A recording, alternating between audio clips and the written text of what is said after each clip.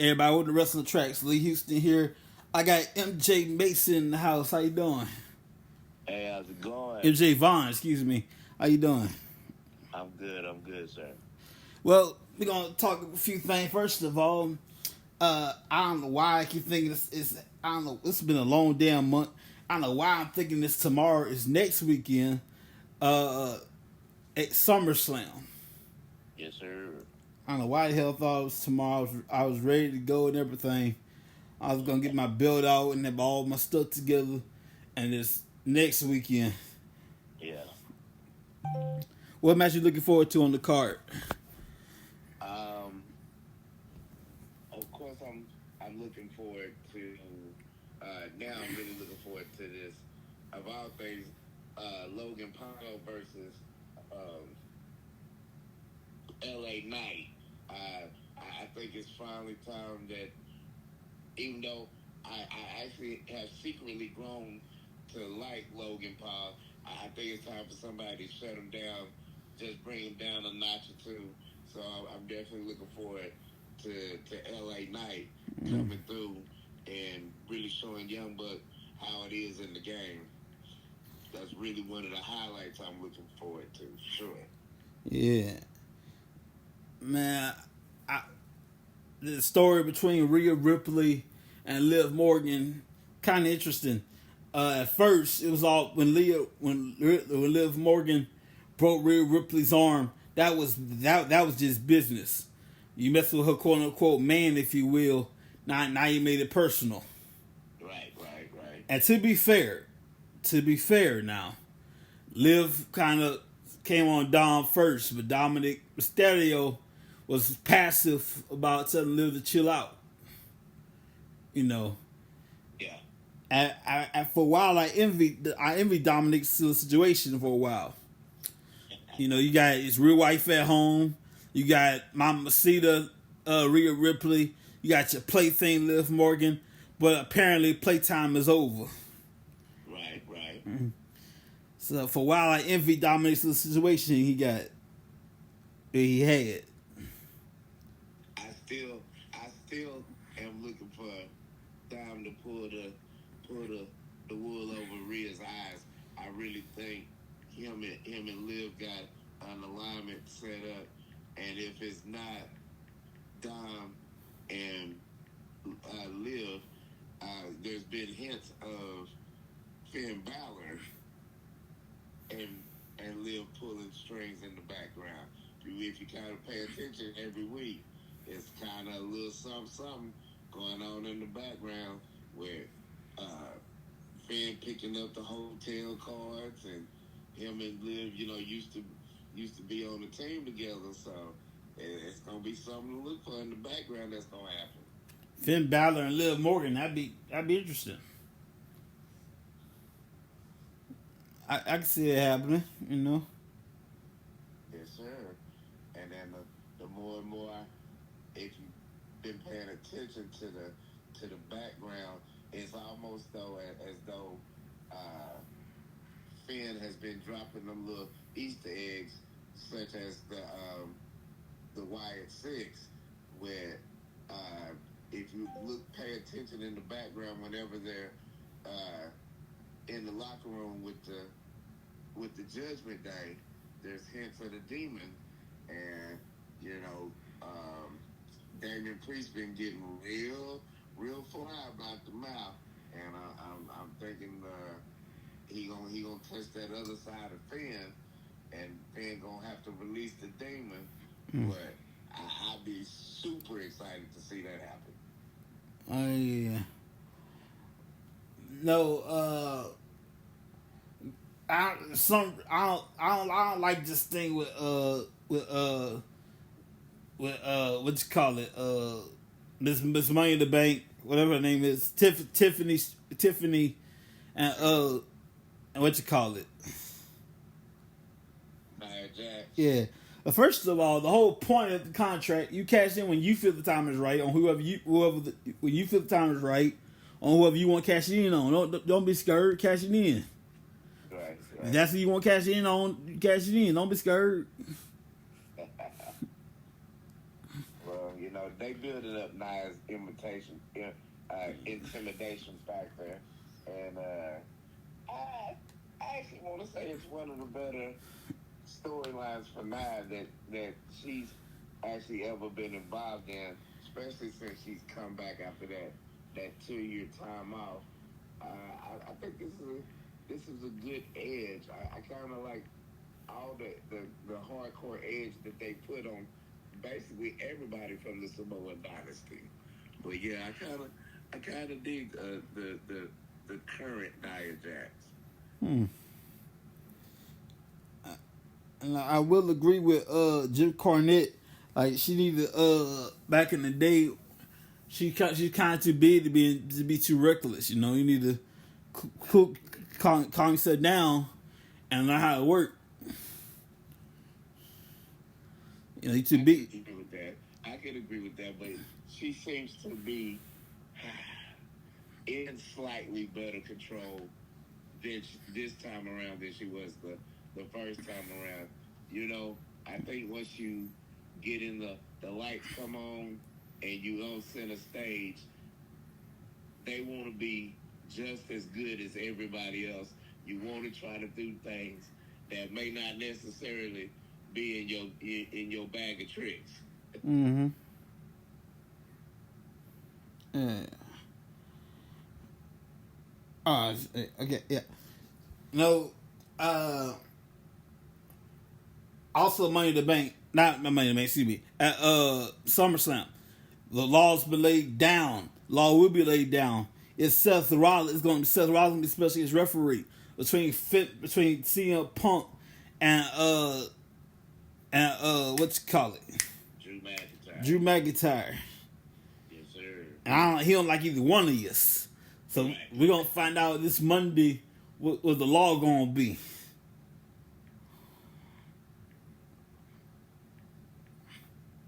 I'm kind of feeling like it's going to be a hands-off approach. I feel like Seth is going to make it more of a no-holds-barred, you know, that's an old-school term, no-holds-barred, anything goes type of match. I think at this point, the feud has gotten so hot that you honestly just gotta let them two men go and let all hell break loose.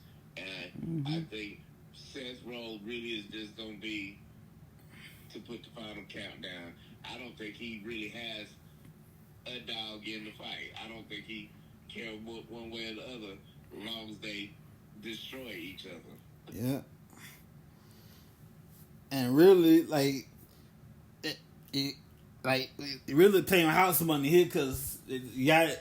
There's no number one contender. There's Gunther, but other than that, like there's no Mr. Money in the Banks. There's no rush to this thing. Whoever survives faces Gunther. Whoever survives Gunther eventually faces Seth Rollins. So I don't give a damn. Whoever survives at the end, more power to you. Right. Mm-hmm. Right. Yeah. That's gonna be good. So Irish is looking pretty good. So SummerSlam, I'm all over the place. SummerSlam looking pretty good.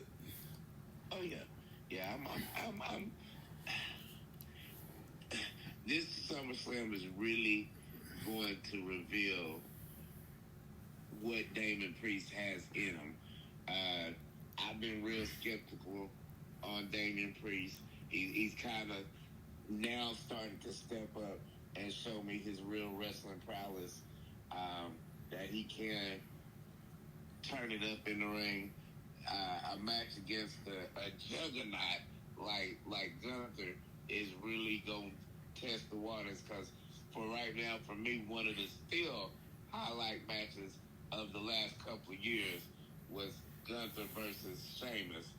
I mean, as Sheamus say, banger after banger after banger. That was one of the hardest hitting matches in the last couple of years. So I'm really interested to see if Damian Priest can put on a show worthy of a world title holder. Yeah. I'm looking forward to it, man.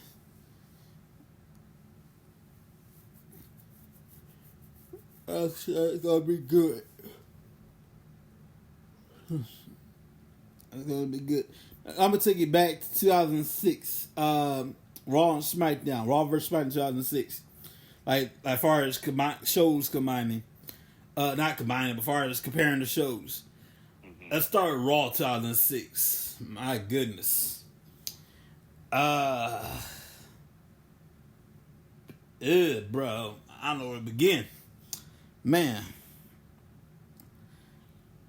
Well, back in the early 2000s, especially that 2005, 6, 7 era, Raw was it. Mm-hmm. Raw had the 3 hours.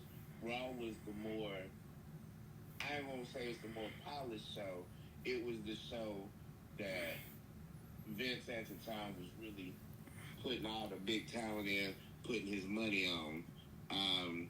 So yeah, 2006 Raw was those days were special. Yeah, controversial as hell too. Right.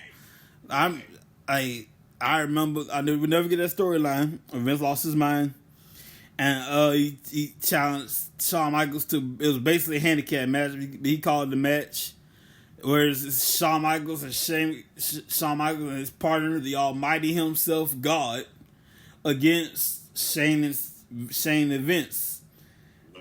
And I'm trying. And then he went to the church. I'm assuming it was a Catholic church. He went to a church. He drank from the holy water. He thought he thought the thing was a tip of things. He let pull out $100 bill. He didn't know it was an offering bucket.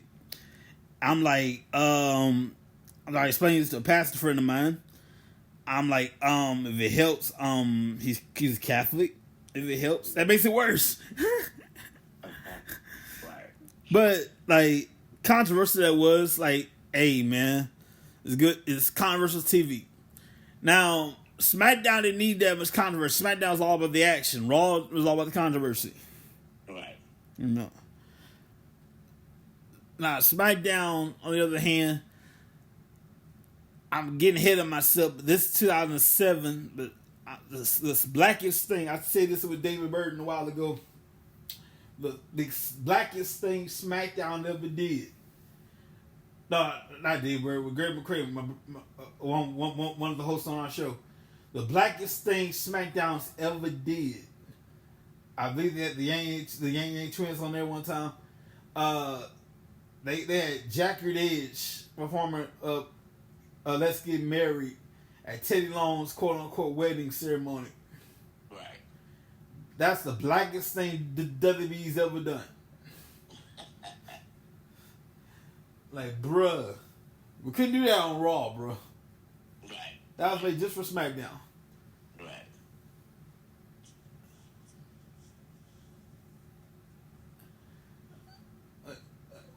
What's your thoughts on that? Yeah, I mean, I remember that vividly. Going back to definitely the Shawn Michaels versus Shane and Vince McMahon situation. That whole era of Vince being involved physically in, definite altercations with the wrestlers was highlight TV, because as we all know, everybody at some point on some job wants to slap the shit out of their manager, supervisor, boss, hell yeah, whatever. So, Sean getting his opportunity, Stone Cold getting his opportunity back then, it just, I think that was must watch TV for the common man. For the average everyday Joe, we needed to see somebody stand up and kick their boss's ass, and it was wonderful TV, wonderful TV. And yeah, as far as some of the blackest TV, as you say, we'd have had. Yeah, that definitely is a highlight moment for sure. Outside of the influx of the Nation of Domination being in there, trying to have kind of a all black coalition.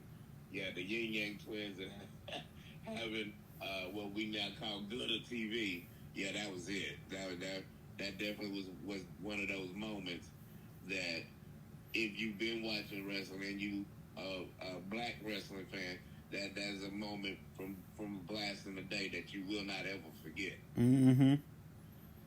Absolutely. Absolutely, man. And I remember, I don't know how in the world, I don't know how they pulled this off when Teddy Long was getting ready to do his, I know it's 2007, but when Teddy Long was getting ready to give his vows, storyline wise now, and is getting ready to say I do, he had his heart attack. I'm like, okay, now, that right there, a lot of questions. Is it real?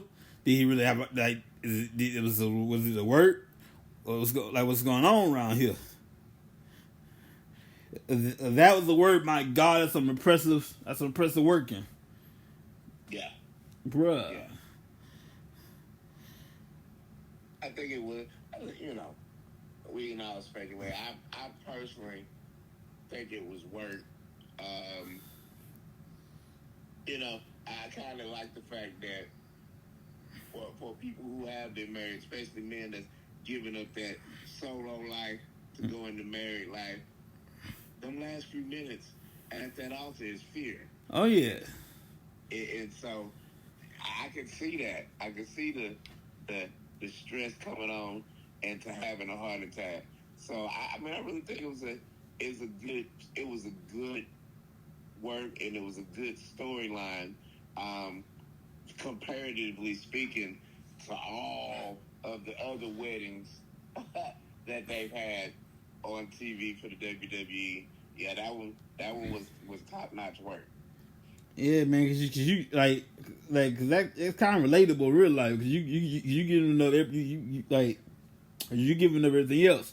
Now, of course, you can always look. You just like I remember on Raw they had some of the divas.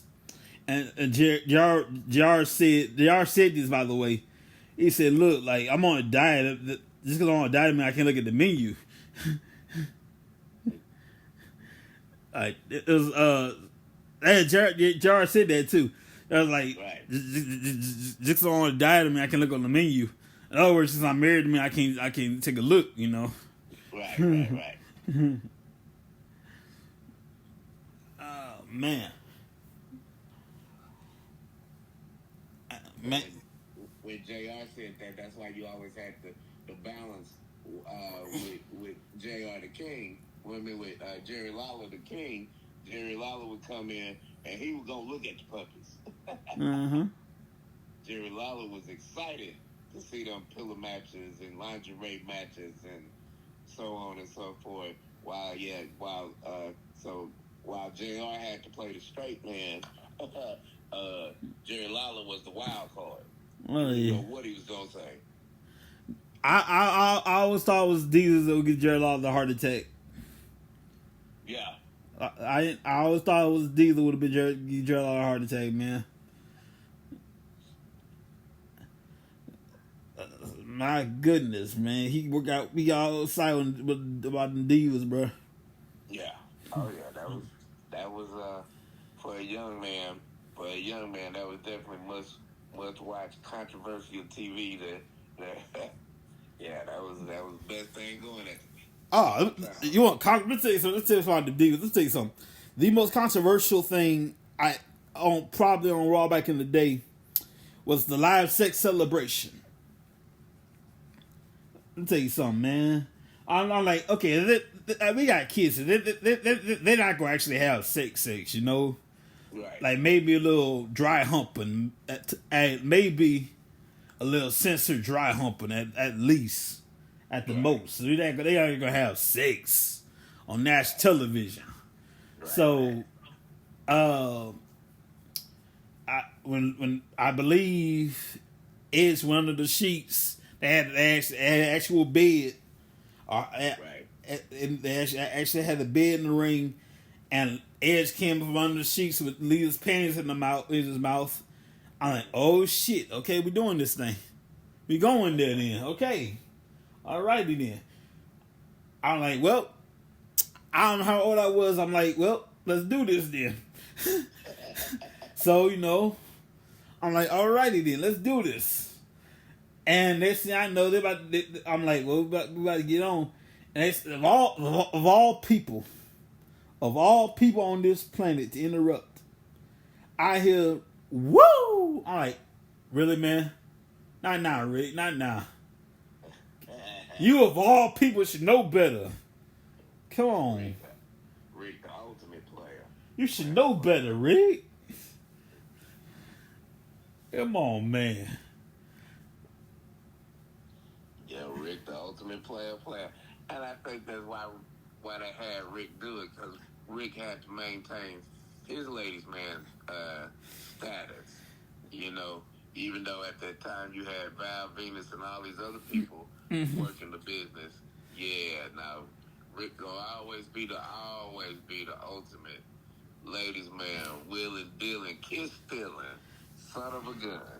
Now behind the scenes, let me tell you what really happened behind the scenes. Nobody want to do that shit behind the scenes, but of course, old man Vince, if you don't want to do it, you have a job. So behind the scenes, nobody want to do it, but go out there, grin and bear. Grin and bear. Let's make this money. Right. We don't want nobody want to do it in the first place. It was waiting for the rest of the root though. I wonder if Vince watches wrestling at all nowadays.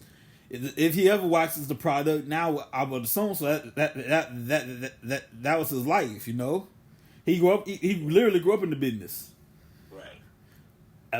Now, if y'all ever know the story, first of all, he had an abusive stepfather. He left his stepfather, live with his dad. He didn't have the McMahon name to live with his father. He used to his death upon his stepfather. Went to live with his father, took the McMahon name, and as he got older, he bought the company from his father, Vince Sr. Right. There's a long story behind that, but we're gonna go to a different time. Anyway, I wonder if Vince maybe watches product, any wrestling at all today. Oh, I'm sure Vince is still watching the product, especially the WWE product. I mean, again, it didn't necessarily keep up with the family lineage. It didn't go straight to Shane's hands, but it went to the son-in-law, and I'm sure he's got a careful eye on the product. Vince, even though he's silent at the moment, have been forced into silence. Yeah. He's still got his hands in the basket. So I'm definitely sure he's watching the product. One thing about Vince is always gonna be about the money.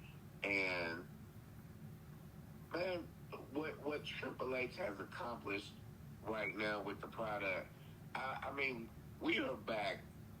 I don't even know if you can say back.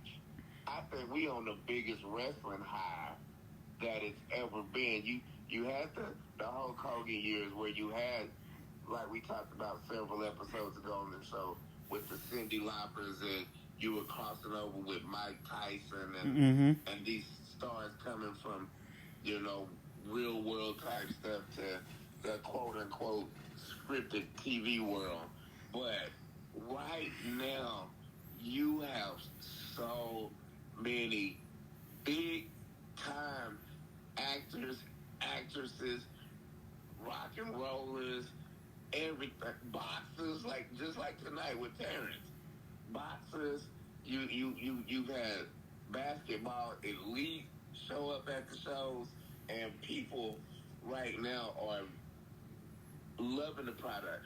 Matter of fact, I went to the Texas Rangers game yesterday, and I know at least four different players, since they get to pick the music they come out to, came out to wrestling theme songs. One dude came out. He came out to Randy Orton's theme song. One guy came out every time he came up the bat. The glass would break. We had the Stone Cold music. We had the Undertaker Dong, and I'm watching the crowd, and I'm like, this is crazy. At baseball, WWE is over. Mm-hmm. So I'm thinking, I'm looking at these players on the field that is watching the product so much so that they gonna make this they walk out song to come up to the bat. Yeah, your WWE is big now. It's I'm the superstore is over in Saudi Arabia. Who would have thought? Who would have thought? As Americans, as the original place of the product, we have to go overseas to enjoy the superstore and stuff that we can't even necessarily get to here in the States. Yeah. Oh man, I've been to Superstore too, man. WWE Superstore is awesome. Oh, absolutely. Every mania that I've been to, yeah, I'm going to the store because I'm always going to the somebody. I'm gonna go see somebody for a signing. Shout out to Bianca Belair. Oh girl, you smell good. When I was taking my picture with you at the at SoFi Stadium 2 years ago. Yeah, loved it. Mm-hmm. Ah man, I remember. I was at Superstore here in Dallas, Texas, for WrestleMania WrestleMania 38. Yeah, and like, they get this is how they get you. They let you have the tote bag while you're shopping. Right. But you got when you done shopping, you got to turn the tote bag, or you could just buy the thing. I ran past my limit. You got to buy the bag. You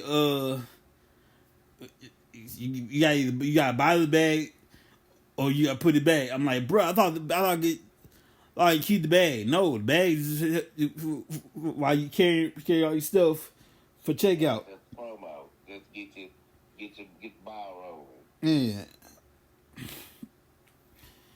Oh man, all kind of cool stuff in there, man. For sure. I love seeing all of the I think one of the coolest things is now, like when you watch WWE Treasures on A&E, you watching that and you see them going to get these outfits and stuff, and then when you go to the Superstore, they have them on display. Like they really went and got it, man. I one of my biggest ones I remember is I got to stand right there in front of Eddie Guerrero's the red lowrider. Man, that's still one of my favorite picks that I've gotten to take right now is being in front of the Guerrero lowrider. Man, bruh. I remember I had a beautiful WrestleMania 30 collection cup. It was a hologram cup. On one side, when they were young wrestlers. On the other side, how they are now, right? Right. And when you turn the cup a certain way, it transforms from then to now. Right. From now to then. And I was doing a project with my dad in the yard, and my dad needed to shovel up the dirt. We couldn't reach the shovels. We needed a shovel right then and there in that time to go get one. And for some reason, this father of mine, I'm not gonna call him. I'm not gonna. I honor your father and mother. I honor your father and mother. This father of mine, who I love very dearly, yes, sir, done decided to use my cup as a shovel. I can't find a cup like that anywhere else since. And if I did find one, it's expensive as hell. Right. I'm like, at that the moment it hit the ground, that cup was gone. I'm like, oh no! I tried cleaning it. I tried cleaning it up. No, it's too late. Nah, It's gone. it's gone, man. I went online trying to find a cup just like it. It's gone. The one they had available, that someone bought that cup just like it. Now I'm like, oh man. I, I learned a valuable lesson that day.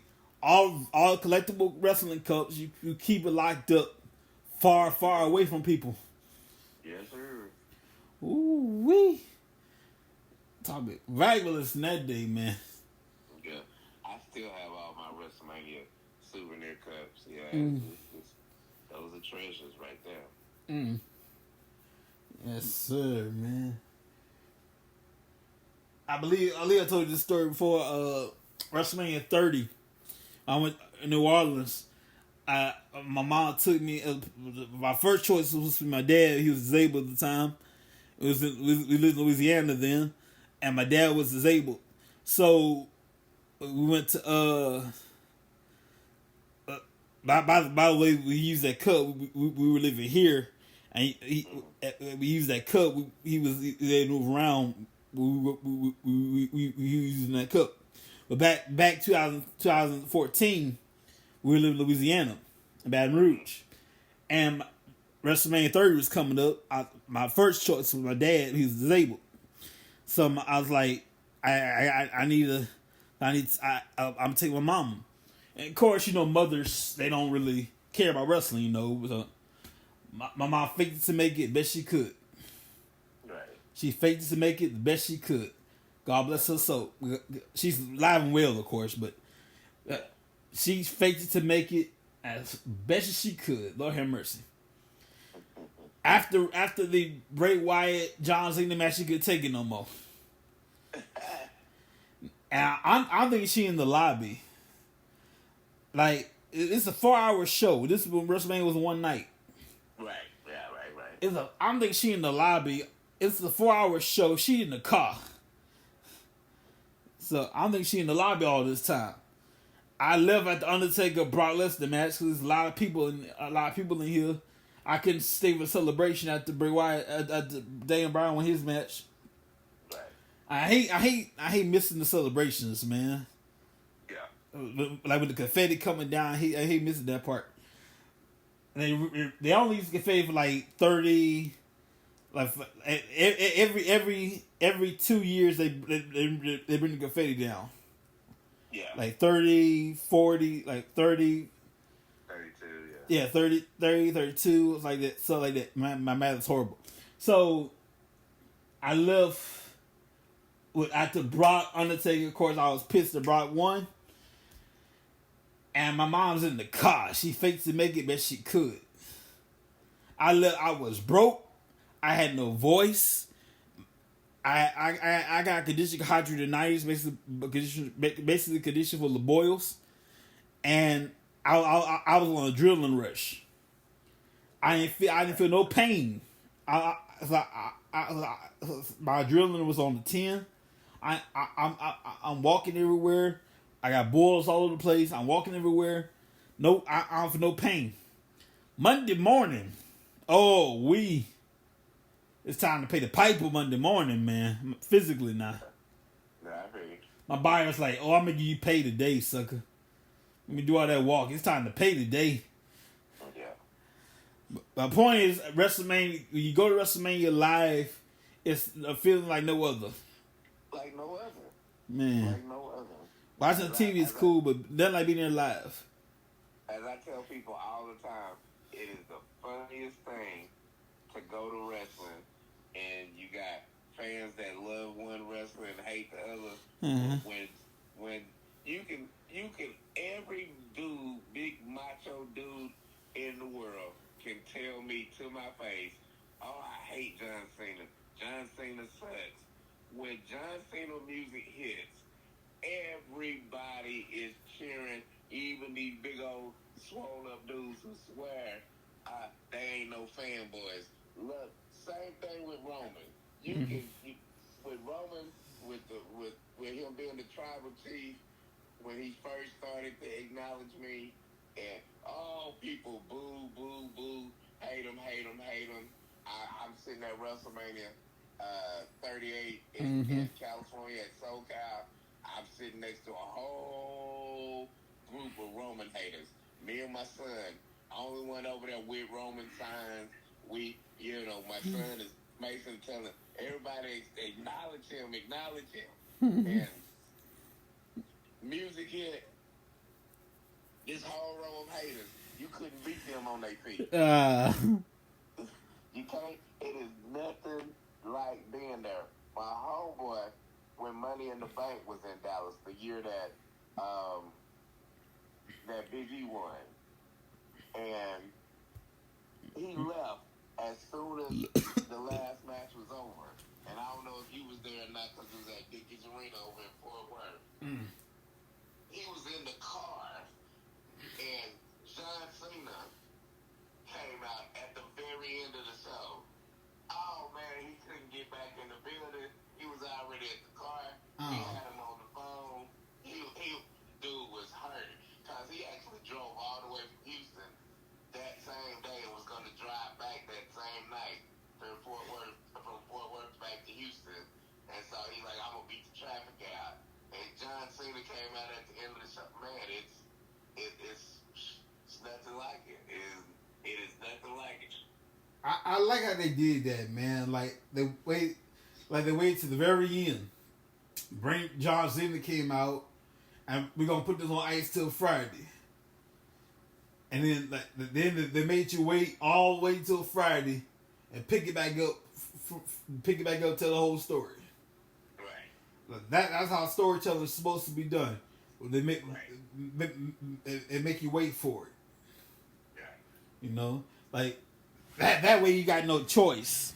You got no choice but to wait for to sit there for the whole story. Right. Like I've definitely learned you don't leave a wrestling event before they completely say thank you, good night. Yeah. Man. I've given up on the date because it could be soon. I don't know, but maybe it could be SummerSlam, could be Survivor Series, maybe the Bloodline 2.0 doing their thing, causing the chaos, causing havoc, and all of a sudden you hear Roman Reigns, and you hear Paul Heyman come out, or you could now. Of course, this is my humble 2 cents coming. Paul Heyman could come out and say, "Ladies and gentlemen, my name is Paul Heyman, and I am the wise man, but I didn't come here alone." And Roman Reigns comes out. Right. Yeah, I see that happening in SummerSlam, but I don't know because they've been dropping little hints on social media. I know I seen it yesterday or the day before. 9 days to the return of Roman. I don't know how true that is or isn't going to be. WWE does have a way of dropping these nuggets, and then it may not happen till the Monday after or this Friday after on SmackDown. But yeah, he's definitely coming back soon, and I think I see loyalties changing. I think Jacob is really loyal to the actual order of how Samoan Dynasty is supposed to be. Mm-hmm. I see him turning on Solo and joining the true appointed tribal chief, not that old self-appointed one. Yeah. So it's definitely going to be real interesting the next few months. I'm really trying to see how they're gonna bring Jimmy back into the business period, and then to see how Roman's gonna be able to family convince Jay to come back into the fold. Well, that's gonna be interesting. We gotta pay some bills right quick. Wrestling brought to you at Backup Deliveries and More LLC. They put the D in delivery. I'm gonna say that one more time. Backup Deliveries and More LLC. They put the D in delivery. You have a CDL license. You could buy. You have a CDL license. You could drive trucks. You want more information? You got 713. You got 888 713 or 712-2587 or 817-204-7259. We got backup.com for more information. Man, I'll tell you something, MJ, back to school time is approaching, and these suckers, these little angels, got to go back. They got to go. Every last one of them, they got to go. And Walmart got you covered, because these back to school supplies, these lists are ridiculous. But Walmart, after all these years, we still got you covered. We got school supplies. We got tablets. I'm talking about old school pen and paper tablets, mind you. We got tablets. We got notebooks. We got markers. All kinds of stuff you need back to school. Walmart, if you didn't hire Walmart in the store, Walmart.com. Save money and live better. But also, our new people here, we have Get It Fixed with Tech Company. A tech company here at 713-823-884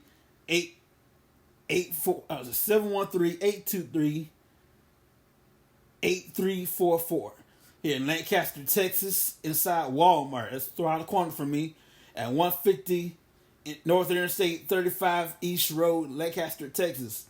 They fix screen replacement, battery damage, battery replacement, iPad repair, thank God for that, laptop repair, Xbox, PlayStation repair, virus removal, wire damage repair, memory upgrades, and much more.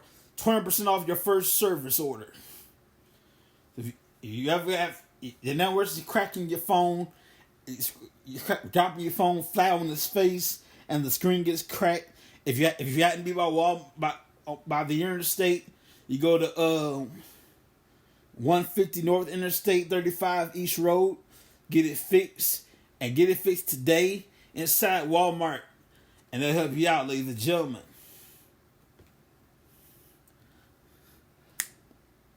I want to thank Mr. MJ being with us today. Yes, sir. Always a pleasure. I really appreciate you, man. It's all just on the fly. Thank you so much. That's my previous guest canceled last minute.